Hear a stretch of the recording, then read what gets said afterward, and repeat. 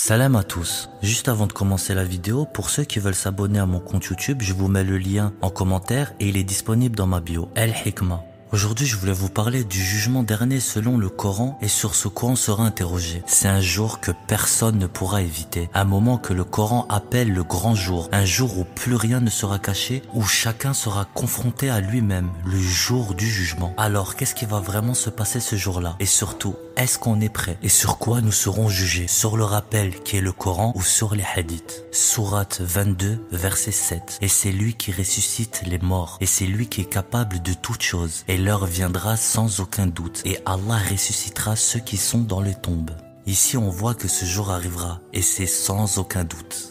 Et comment ce jour est décrit? Allah nous parle d'un jour bouleversant. Rien ne restera en place, même la terre et le ciel seront transformés. Sourate 99, versets 1 à 3. Quand la terre sera secouée par son tremblement, et que la terre fera sortir ses charges, et que l'homme dira, qu'a-t-elle? Sourate 82, versets 1 à 5. Quand le ciel sera fondu, et quand les étoiles se disperseront, et quand les mers jailliront, et que les tombes seront renversées, chacun saura ce qu'il avançait, et ce qu'il a remis à plus tard. Ce jour-là, chacun devra rendre des comptes. Rien ne sera laissé de côté. Même les détails qu'on croyait sans importance comptent. Sourate 99, versets 6 à 8. Ce jour-là, les gens sortiront en groupe pour qu'on leur montre leurs œuvres. Celui qui aura fait le poids d'un atome de bien le verra, et celui qui aura fait le poids d'un atome de mal le verra. Sourate 18, verset 49. Et le livre sera posé, alors tu verras les criminels effrayés de ce qu'il contient, et ils diront, malheur à nous, qu'a donc ce livre? Il ne laisse rien, petit ou grand, sans l'avoir recensé, et ils trouveront présent ce qu'ils ont fait, et ton Seigneur ne fait du tort à personne. Ce qui sauve ce jour-là, ce ne sera ni l'apparence, ni les discours, ni l'appartenance à une communauté. Ce qui comptera vraiment, ce sont les gestes sincères faits en toute conscience. Sourate 2, verset 286. Allah n'impose à aucune âme une charge supérieure à sa capacité. Elle sera récompensée pour ce qu'elle aura accompli de bien et punie pour ce qu'elle aura fait de mal. Sourate 23, verset 101 à 104. Quand la trompe sera soufflée, il n'y aura plus de lien de parenté entre eux ce jour-là et ils ne poseront pas de questions. Ceux dont la balance est lourde, ce sont eux les gagnants. Et ceux dont la balance est légère, ce sont eux qui auront perdu leur âme. Ici, on nous rappelle qu'au moment où la trompe sera soufflée, c'est-à-dire au moment de la résurrection, tous les liens qu'on connaît aujourd'hui disparaîtront. Plus de famille, plus de proches pour nous soutenir ou nous défendre. Chacun sera seul face à ses actes. Ceux dont les bonnes actions pèseront lourdes seront véritablement les gagnants, mais ceux dont les œuvres seront légères auront tout perdu, même leurs propres âmes. Alors si tout se joue sur nos actions, la vraie question est sur quoi serons-nous interrogés ce jour-là?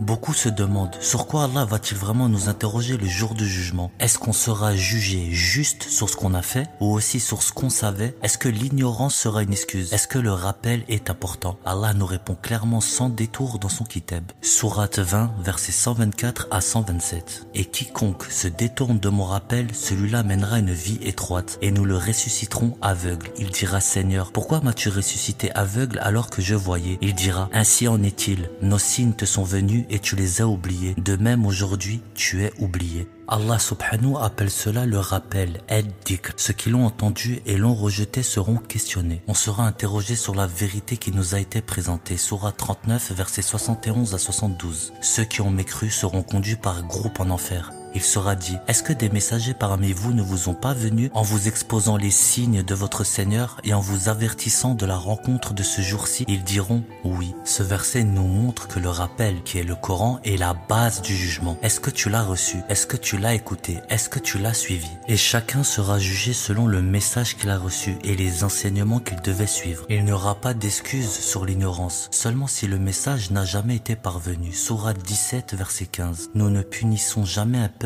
sans qu'un messager ne lui ait été envoyé. Du coup, si le message, le Coran, ne t'est jamais arrivé, tu ne peux pas être jugé dessus. Mais si tu l'as entendu, alors tu seras interrogé dessus. Allah est parfaitement juste. Sourate 43, verset 24. C'est en vérité un rappel pour toi et pour ton peuple et vous en serez interrogés.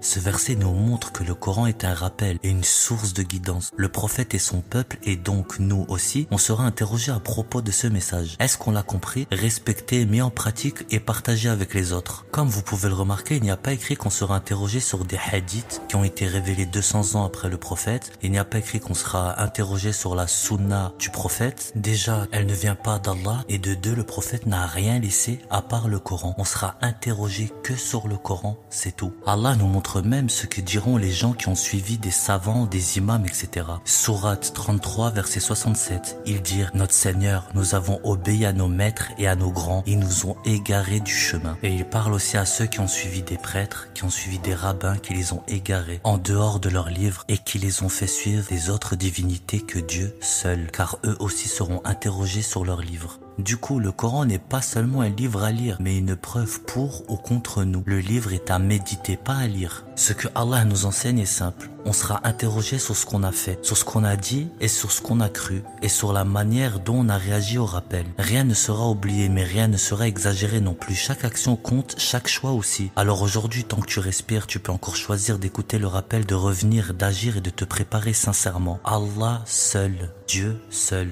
Ce jour-là est un jour réel, un jour de justice parfaite. Pas pour faire peur, mais pour réveiller. Parce qu'il n'est jamais trop tard pour changer, jamais trop tard pour faire le bien. Et surtout, jamais trop tard pour revenir sincèrement vers celui qui nous connaît mieux que nous-mêmes. Du coup, prépare-toi, pas dans la peur, mais dans la vérité. Et juste avant de finir, je demande à Allah de me guider moi et mes frères et sœurs musulmans soumis à Dieu. Fais que notre livre soit remis dans nos mains droites et que nos bonnes actions pèsent lourdes. Accorde-nous ta miséricorde, car tu es le plus miséricordieux. Inch'Allah ya Rabbil Alamin. Sur ce, oubliez pas une chose, Allah est parfait, l'homme est imparfait, le Coran nous vient d'Allah, les hadiths nous viennent des hommes. La conclusion est vite faite, qu'Allah nous guide tous dans la vérité et nous facilite la compréhension de son kitab. Assalamu alaikum.